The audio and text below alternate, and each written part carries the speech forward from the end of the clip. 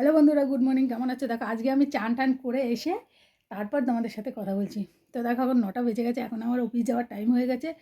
তো আজকে যা রান্না করার তো করে নিয়েছি। আমি তো 8টার সময় গুনছি। দেখো চুলগুলো কেমন দাঁড়া হয়ে গেছে, বুঝলি কি না। আজকে আর সকাল সকাল ভিডিওটা শুরু করতে পারিনি, তো ভাবলাম যে যাই। তো চলো, আবার সেই ডিসেম্বর মাস এসে গেছে, আমার ঘুরতে যাওয়ার সময় হয়ে গেছে। তো আমি যাচ্ছি। আগে এতদিন তো মা ছিল বলতো এটা নিয়ে ওটা নিয়ে, এখনও কিছু না। দেখো আমার ব্যাগ গুছানো হয়ে গেছে মোটামুটি, দুটো যা হয় আর কি প্রতিদিন। দেখো কী নেবো না বুঝতেই পারছি না। মাকে বলছি মা এটা নেবো ওটা নেবো। মা যা সরি ভুল বলে দিলাম। মা বলে হ্যাঁ, মা বলতো নে এটা নিস না ওটা নে, ওটা নিস না এটা নে। তো আবার এই যে দুটো ব্যাগ হয়ে গেল, এবার এগুলো থাকবে। এবার দিদিকে জিজ্ঞেস করে নিই। এবার শুধু আমি কিছু ওষুধ নেব, আর আমার এই ক্রিমগুলো এগুলো যেগুলো আমি ইউজ করি সেগুলো করবো। তো দেখো ঠান্ডা পড়ে গেছে, আমাদের যেমন শীত করে, তো আমি বাবার আর দাদার ছবিটা এখানটায় ঢেকে রেখে দিয়েছি। তো কাপড় দিয়ে প্রতিবারই ঢেকে দিই, মা বলে একটু ঢেকে দে, ঠান্ডা লাগে, তার জন্য ঢেকে দিয়েছি। এখানটায় দাদার মুখটা দেখা যাচ্ছে না, ওর একটু শীত বেশি ছিল, তো তাই জন্য ওকে ঢেকে এরকমভাবে কাপড় দিয়ে রেখে দিয়েছি। আর ওই যে মাকে আর বাবাকে একটা ছবি করেছিলাম, তো এটা এখানটায় রাখা আছে। আর মায়ের ছবিটা ওই যে হলুদ কাপড় থেকে ঢেকে দিয়েছি, ওখানটায় মা আছে। আর কি করব বলো, সামনে ভোলে বাবা আছে।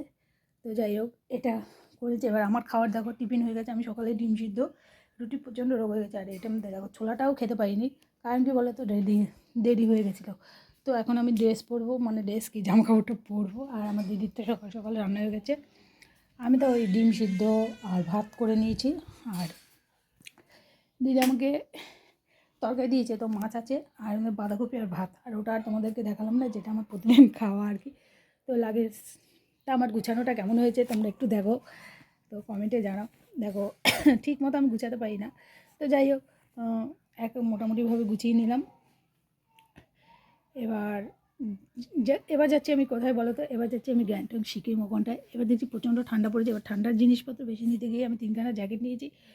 তো সানগ্লাস নিয়ে নিলাম একটা, এটা কোনোবার নিই না। এবার দেখছি একটু পাহাড়ে বরফের ভিতরে যাবো, তো তাই নিচ্ছি। তো যেখানে যাব তোমাদের সাথে, এটা আমাদের আগেই গাড়িতে পড়ার জন্য নিয়েছি।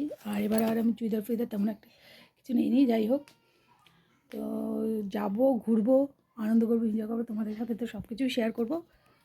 চলো, এখন আমি ওর জন্য রেডি হচ্ছি, আর বেশি কথা বলবো না। সবাই ভালো থাকবে, একটু শেয়ার করবে। তো এখানটায় ভিডিওটা শেষ করছি, টাটা।